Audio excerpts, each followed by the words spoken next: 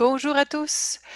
Ici Véronique Morin, leader de la pratique en gestion de changement chez Agenda, et il me fait plaisir de vous souhaiter la bienvenue à notre 7e webinaire de la série Restons connectés. D'abord, un mot pour vous remercier de votre indulgence, tous ceux qui étaient présents hier. On a connu quelques problèmes techniques qui ont affecté la qualité de l'information qui vous a été transmise. Nous en sommes désolés. L'équipe s'active cependant ardemment pour corriger le tout. Il est donc possible que la vidéo soit disponible un peu plus tard, mais avec l'information pertinente à l'intérieur.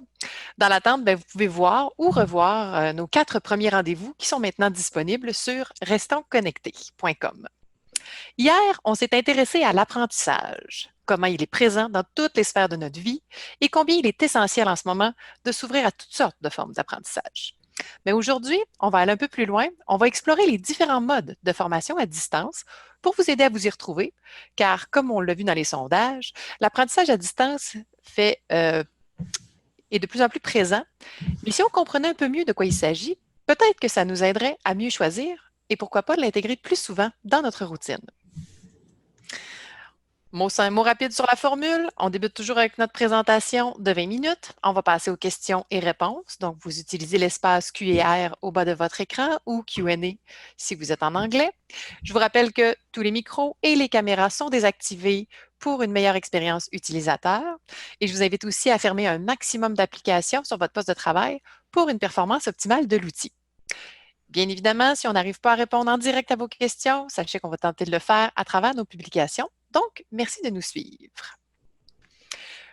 Le virage de la formation à distance, on l'a pris depuis un moment déjà chez Agenda, comme le disait notre présidente Marie-Pierre hier, mais une forte proportion de nos clients n'était pas là. Ça ne nous a pas empêchés de notre côté de tester et d'éprouver nos techniques pour toujours offrir la meilleure expérience à nos participants. Aujourd'hui, on a donc réuni 2 experts du domaine pour vous en parler. D'abord, Yves Saint-Pierre, pédagogue et stratège en formation, qui a un fort penchant pour tout ce que la technologie a de mieux à offrir aux apprenants. Et Carl Gilbert, qui est un formateur expert en gestion de projet et précieux collaborateur qui a fait preuve d'agilité dans l'adoption des technologies dans ses formations. Messieurs, bonjour. Je vous laisse la parole.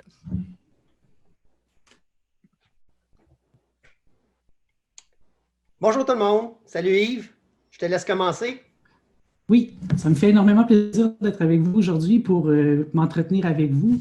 En fait, l'objectif aujourd'hui de la session, c'est vraiment de s'ouvrir, d'explorer les différents modes de formation à distance, plus particulièrement la classe virtuelle, parce que c'est d'actualité d'une part, c'est un mouvement qu'on a vu venir depuis un certain nombre d'années. Il y a beaucoup d'entreprises qui ont déjà fait la transition vers ces modes-là. Pour différentes bonnes raisons. C'est des formes de formation qui ont beaucoup d'avantages quand elles sont bien utilisées, tout en demeurant là, très efficaces. D'ailleurs, cette tendance-là, ou ce mouvement-là, on le voit depuis une dizaine d'années, surtout dans les grandes entreprises, parce que principalement, vous savez sûrement que la formation en salle est assez dispendieuse. J'ai travaillé pour des compagnies qui étaient internationales, qui avaient des gens un peu partout dans le monde. Les faire venir pour une formation, ça impliquait des coûts qui étaient énormes, beaucoup de logistique. On avait de la misère à trouver des salles. Puis la formule, finalement, répondait plus ou moins aux besoins. Donc, avec les nouvelles technologies de l'information qui se sont implantées progressivement, on a eu un virage vers la formation à distance.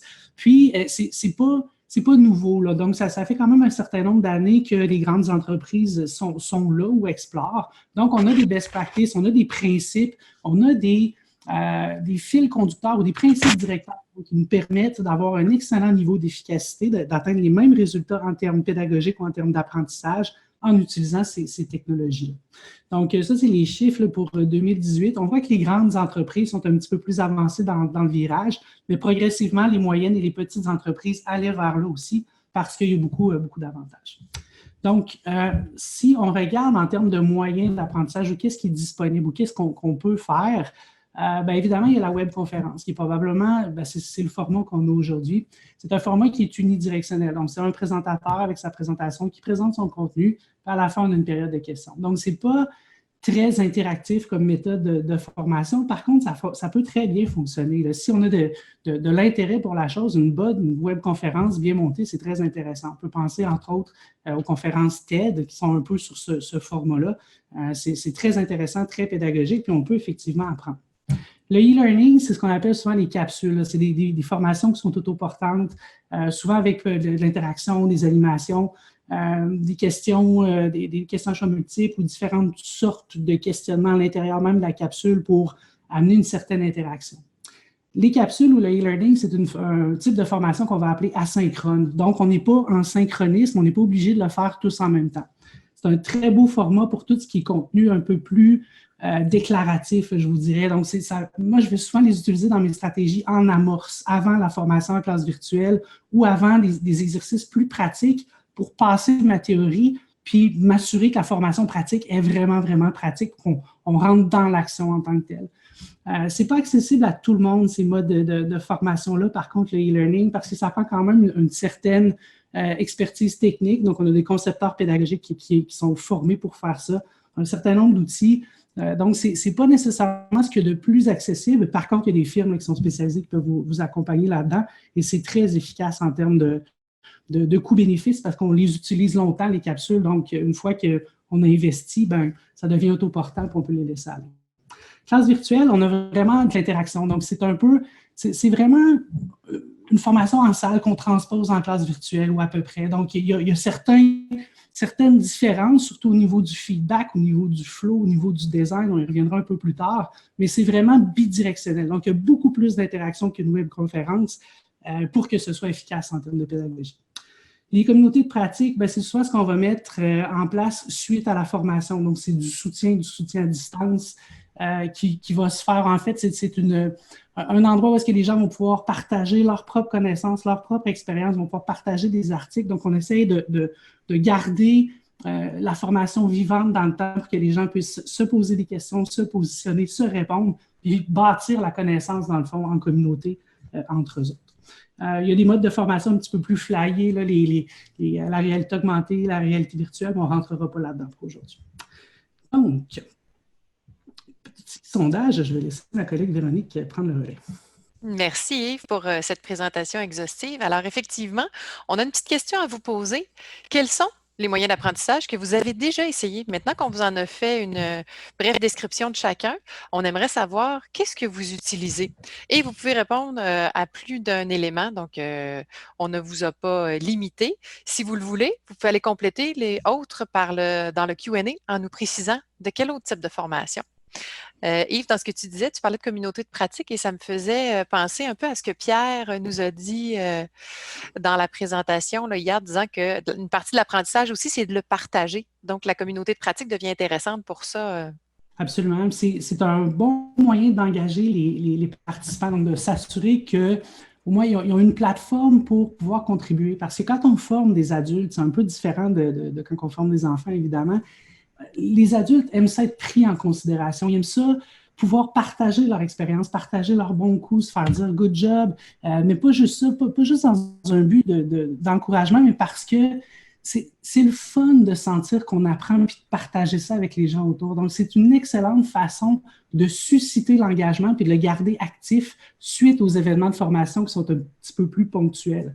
Puis vous allez découvrir des belles choses. Des fois, il y a des communautés de pratique qui roulent depuis des années. Les gens, ça se partage de l'information, ça se challenge, ça devient extrêmement intéressant pour favoriser une culture d'apprentissage dans une entreprise.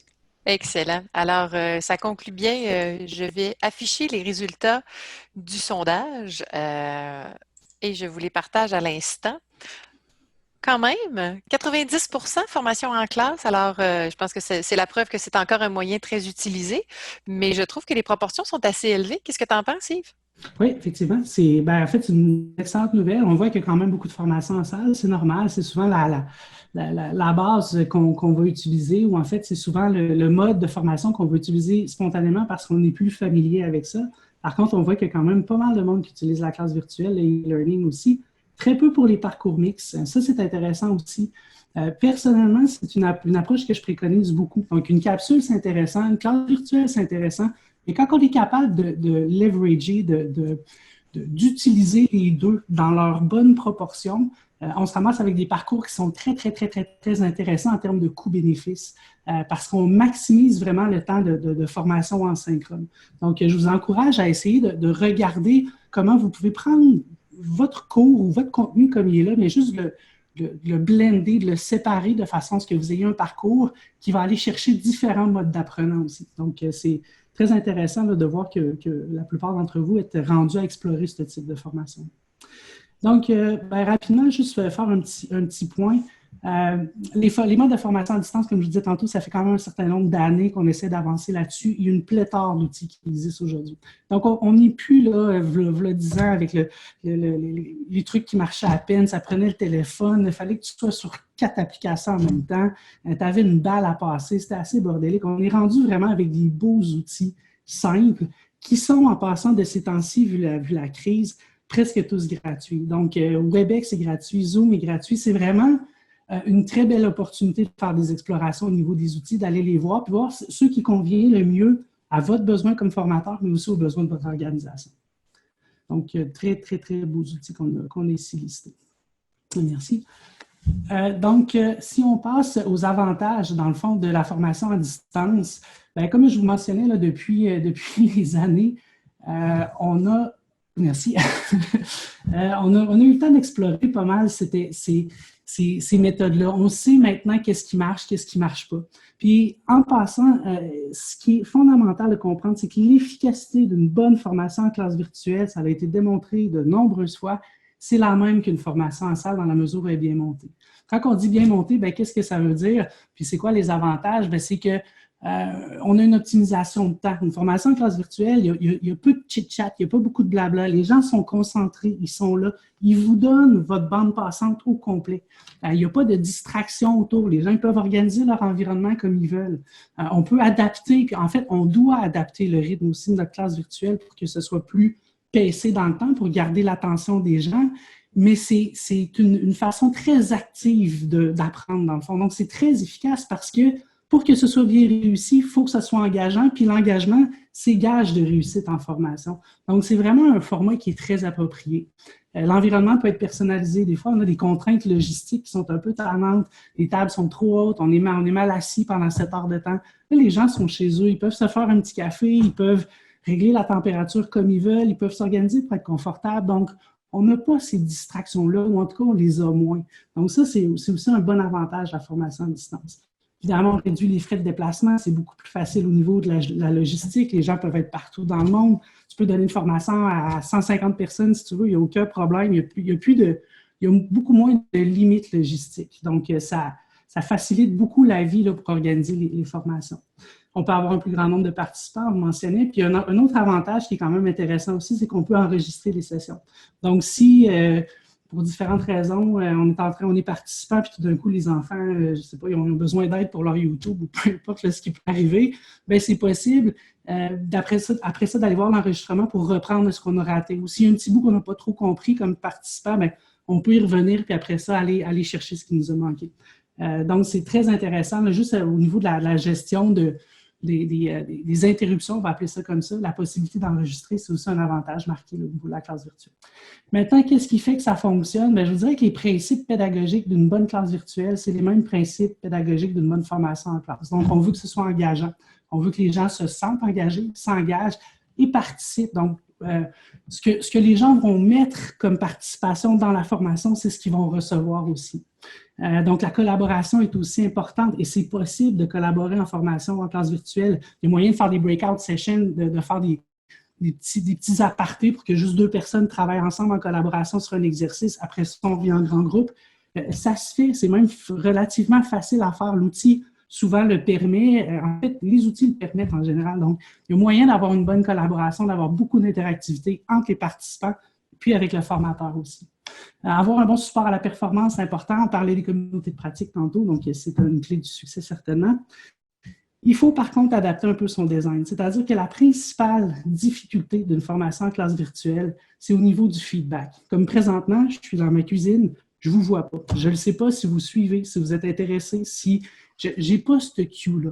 Donc, c'est important pour le formateur de prendre des pauses régulièrement pour poser des questions à ces apprenants, de dire est-ce que vous nous suivez, est-ce que vous êtes encore là? Y a quelqu'un qui peut me faire un résumé du dernier bloc, envoyer une petite question de sondage, d'essayer de le pacer autrement. Tes exercices, tu vas aussi les éparpiller dans ta formation pour qu'aux 8 à 10 minutes environ, tu aies de l'interactivité puis tu aies de la collaboration pour garder l'attention des gens. Même au niveau du design de ta présentation visuelle, tu es mieux d'avoir plus de slides avec moins de contenu pour zapper de slides souvent. Ça va aider à garder l'attention ou la bande passante des gens. Donc, il faut que tu ailles les solliciter autrement que dans une formation en salle. Tu ne peux pas te permettre de faire un grand monologue. Les gens vont te perdre assez rapidement. Donc, ça te demande plus d'être un peu comme un animateur de radio. Puis c'est une adaptation au niveau du formateur que certains ont très bien réussi. Alors, c'est ce qui m'amène à vous inviter à écouter mon collègue Carl Gilbert qui va vous parler un peu de son expérience comme formateur en classe virtuelle. Merci beaucoup, Yves. Écoutez, moi, j'ai eu la chance de former des gens depuis les 25 dernières années et je suis quand même très actif côté formation virtuelle aussi. Je suis persuadé que vous avez déjà assisté à des formations où des gens arrivaient en retard, où le projecteur ne fonctionnait pas, où une alarme incendie se déclenche et on a à évacuer le building. Donc, évidemment, les classes virtuelles ont aussi leur lot de défis.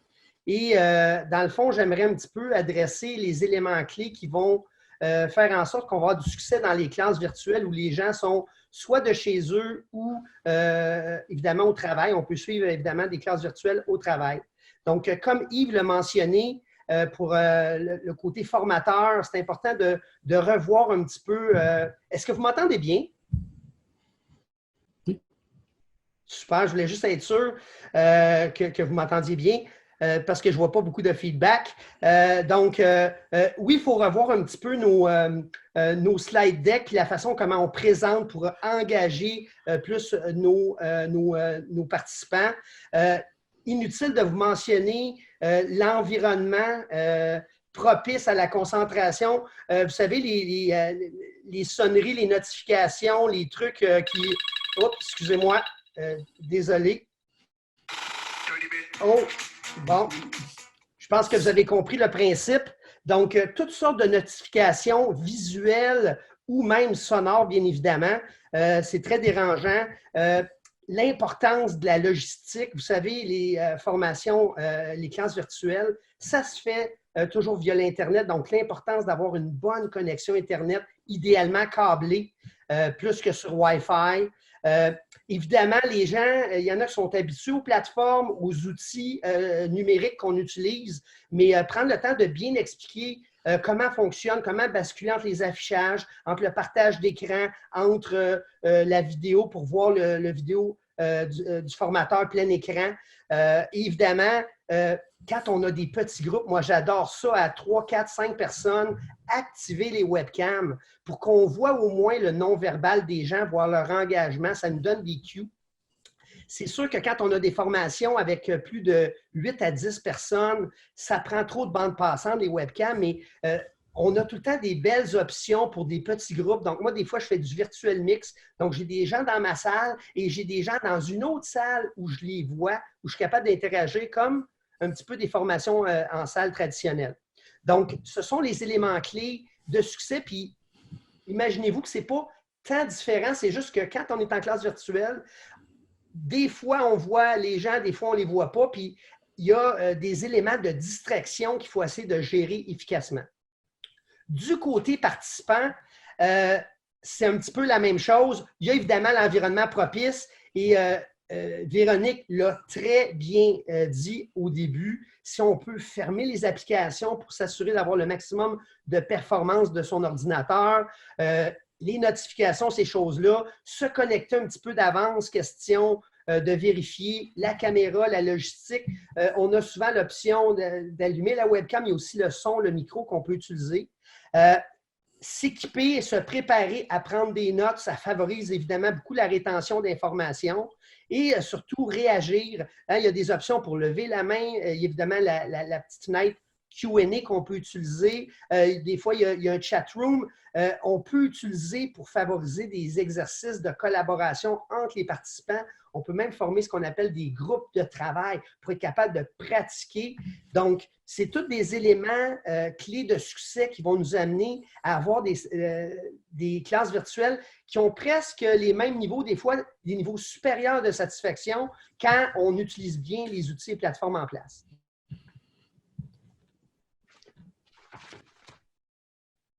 Je te repasse la parole, Yves. Oui. Donc, en conclusion, là, je ne veux absolument pas minimiser ce qui est en train de se passer actuellement dans le monde. Je pense que tout le monde est affecté de différentes façons. C'est terrible. Mais on dit souvent que derrière chaque crise, il y a une opportunité aussi. Puis de ces temps-ci, les gens sont particulièrement ouverts aux nouvelles méthodes pour se former. Ils sont ouverts à faire des explorations, à ce qu'on soit transparent, à ce qu'on soit honnête. Donc, c'est une belle fenêtre d'opportunité pour commencer à faire vos premiers pas ou vous roder ou encore commencer à explorer des stratégies qui sont un petit peu plus hybrides. Les outils sont gratuits, donc vous pouvez en essayer d'autres. Peut-être que vous en avez un, vous dites « Ah, ce serait peut-être bien de voir qu'est-ce qui se fait ailleurs. » Donc, on a vraiment une belle opportunité d'explorer, de continuer à faire des grandes choses ensemble comme société québécoise malgré la crise, puis de rester connectés toute la gang ensemble. Donc, je vous remercie beaucoup pour votre attention. Je vais repasser la parole à Véronique pour la suite de la session. Excellent. Merci, messieurs. Alors, nous sommes rendus à la portion plus interactive. Donc, on vous questionne et on veut savoir quel avantage de la formation à distance est le plus important pour vous? Alors, je lance le sondage et je vous laisse répondre. Pendant ce temps-là, messieurs, je me permets de vous interpeller sur les questions qu'on a reçues. Je reviendrai sur la question qu'on a posée au début en disant les modes de formation, les modes utilisés, oui. Et il y en a plusieurs qui ont mentionné le co-développement, fait que je trouve que ça fait un beau lien là, avec ce qu'on parlait sur les communautés de pratique et de partager ces apprentissages favorise aussi le nôtre. Mais il y a été mention de MOOC, M-O-O-C, et quelqu'un a posé la question très pertinente. Qu'est-ce que c'est? J'aurais peut-être envie de vous lancer la question.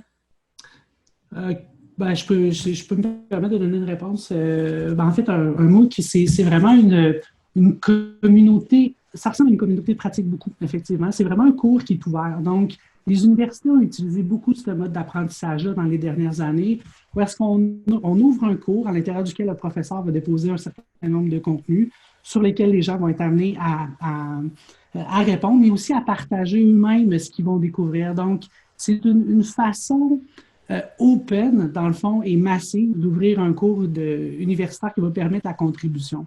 La nuance entre une communauté de pratique et puis un MOOC, moi, je la verrais plus au niveau de l'animateur. Dans une communauté de pratique, on va vraiment avoir quelqu'un qui va driver le show.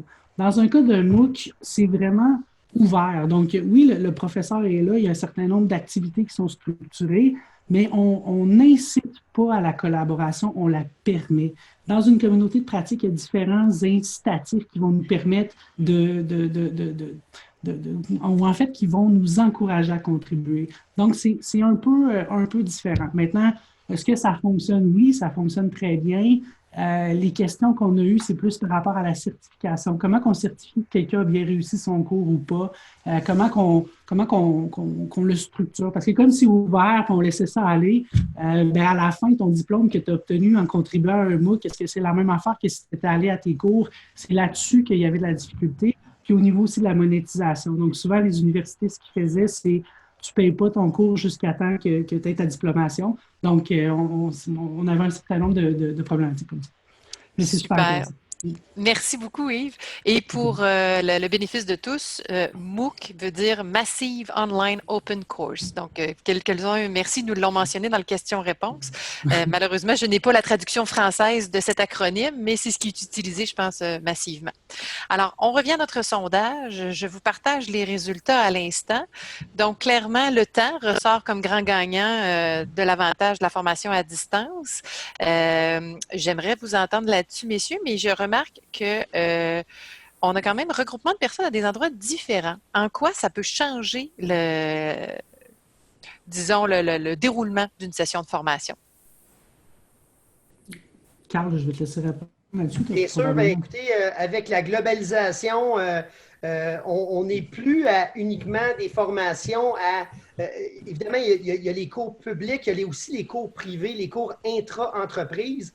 Et avec la globalisation, de plus en plus, les entreprises ne veulent pas qu'on forme un petit groupe, ils veulent surtout avoir une uniformisation, ils veulent avoir la même formation, puis idéalement, en synchrone et en même temps. Donc, ça réduit le temps de formation. Donc, ça, c'est une réalité qu'on a depuis, surtout en grande entreprise, quand tu as des volumes importants, tu veux qu'il y ait la même formation, tu veux qu'il y ait idéalement en même temps, si c'est possible. C'est sûr que des fois, quand on parle d'un département informatique, on ne peut pas envoyer tout le monde en formation, mais le fait de regrouper plusieurs personnes sur des sites différents, la classe virtuelle permet d'adresser et de simplifier quand on a les bonnes infrastructures, d'être capable de faire une livraison puis, qui est très efficace. Et on le fait en temps réel. Tu peux même, en session publique, on a ce qu'on appelle vraiment de la formation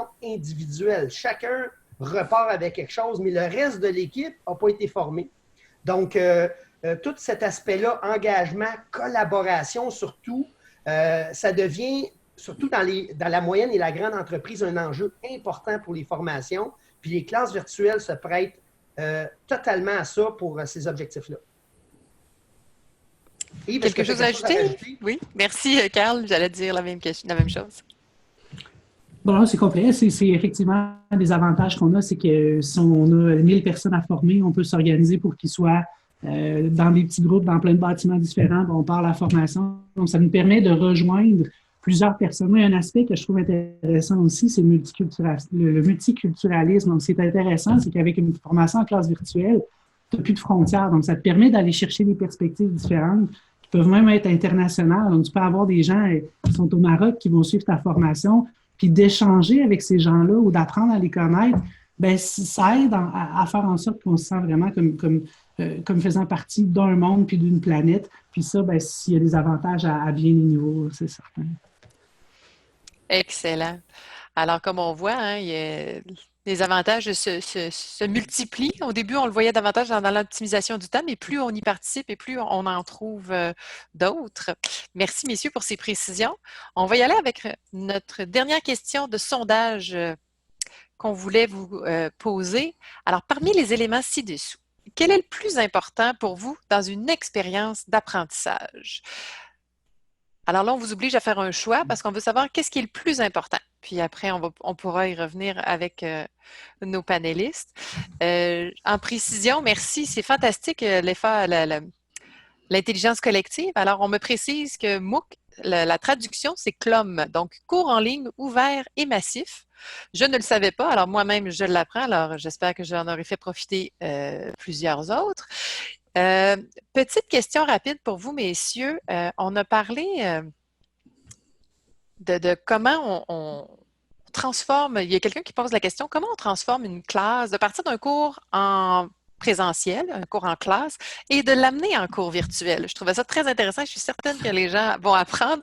On essaie de faire ça simple parce que je le sais que ça ne l'est pas nécessairement, mais je vous laisse y répondre. Okay. Ben, je peux peut-être me permettre de donner une première réponse, Carl, tu compléteras. J'ai eu à faire ça énormément dans les dernières semaines. Vous imaginez, là, ça se calcule presque en plusieurs dizaines.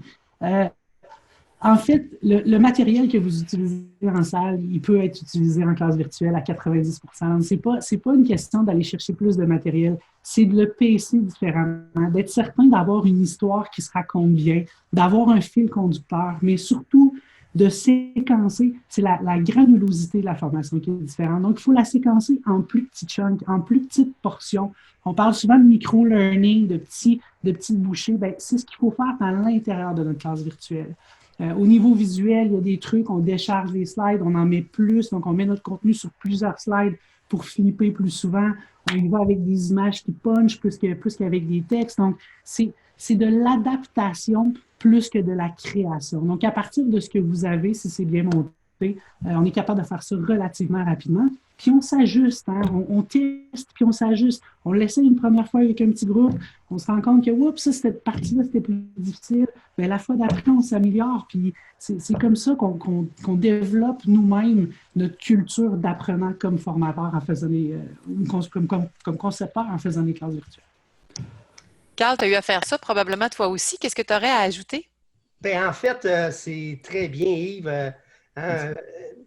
En fait, je vais vous donner quelques exemples, ça parle. Il y a le matériel d'un côté, mais aussi tout le support au matériel. Les exercices qu'on fait au tableau blanc, si d'habitude dans la salle, on utilise le tableau blanc, il faut tout retravailler les outils qu'on utilise pour faciliter l'apprentissage. Même chose côté exercice, où d'habitude, les gens, ben, ils vont coller 3-4 chaises, puis ils vont faire un exercice de groupe.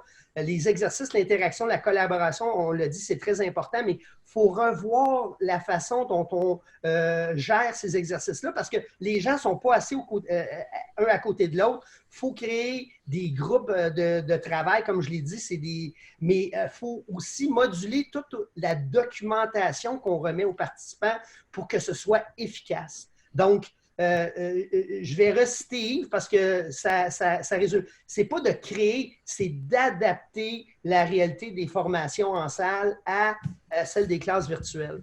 Puis, je vous dirais, avec l'expérience, ça se fait bien, mais j'aime beaucoup le 90-10 qui a dit qu'il y a 90% du matériel. Puis, encore là, ça dépend aussi beaucoup du style de formateur. Il y en a qui chargent beaucoup leur matériel, puis que, bon, c'est leur filet de sécurité. Il y en a qui les chargent déjà moins. Donc, selon le style d'animation du formateur, ben, l'exercice d'adaptation va être plus ou moins rapide à faire. Excellent, merci messieurs. Alors, je vous partage les résultats. J'ai hâte de vous entendre là-dessus parce qu'on voit qu'est-ce qui est le plus important. Donc, les activités pratiques, mais quand même suivi de très près à l'interaction avec le formateur. Alors, Carl, tu nous en parlais tout à l'heure quand tu expliquais le rythme d'une classe virtuelle. Alors, les statistiques tendent à te donner raison. Bien, en fait, je suis content de voir que je suis toujours d'actualité puis que ma perception, elle est juste. Mais vous savez, moi qui ai développé une quinzaine de cours que je donne depuis les 25 dernières années, on a mis notre cœur, on a mis notre sang dans tout notre matériel didactique, mais après quelques semaines, on sait où est-ce que ça finit, ce matériel-là, soit sur une tablette ou j'espère en tout cas dans le recyclage. Mais les gens, pourquoi qu'ils viennent? Ils viennent pour être capables, pas juste, ils ne veulent pas développer développer leur connaissance, ils veulent développer leurs compétences. Donc, les exercices d'activité pratique où on va intégrer, ce sont tout le temps les exercices qui vont permettre de développer la compétence. Et c'est tout le temps ce qu'un bon formateur, je crois, devrait mettre à l'avant-plan. Et c'est la même chose dans les classes virtuelles, dans le fond.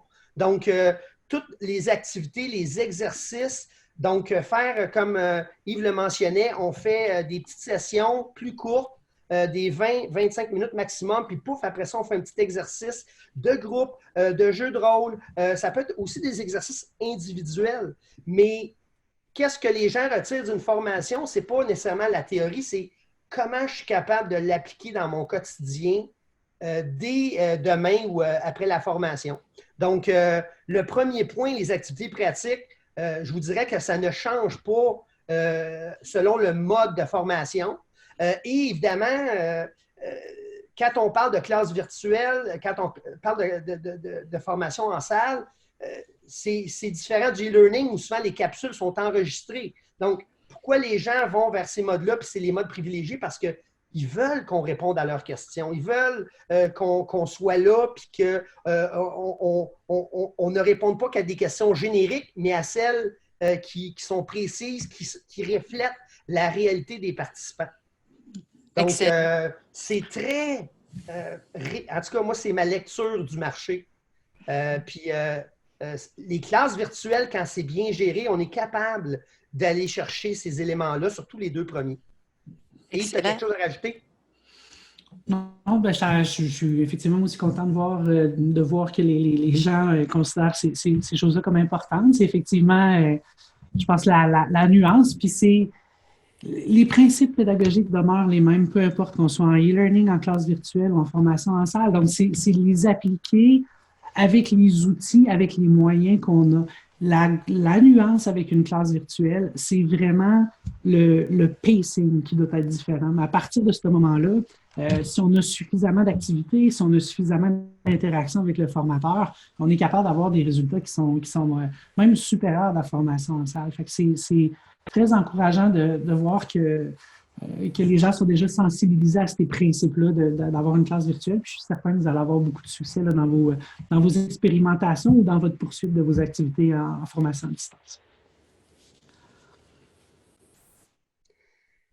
Véronique, oui, voilà. On me disait que j'ai réalisé que j'étais en mute, je suis désolée. J'aurais envie, Carl, d'aller un petit peu plus loin parce qu'on a une question. Donc, dans les activités pratiques, comment ça se vit en virtuel? Parce qu'on comprend bien que c'est tout aussi important en virtuel que ça l'est dans une classe traditionnelle. Mais comment on vit ça? Tu as commencé à donner quelques exemples, mais j'ai l'impression que les gens aimeraient peut-être en avoir un plus concret. Est-ce que tu es capable de nous en donner un?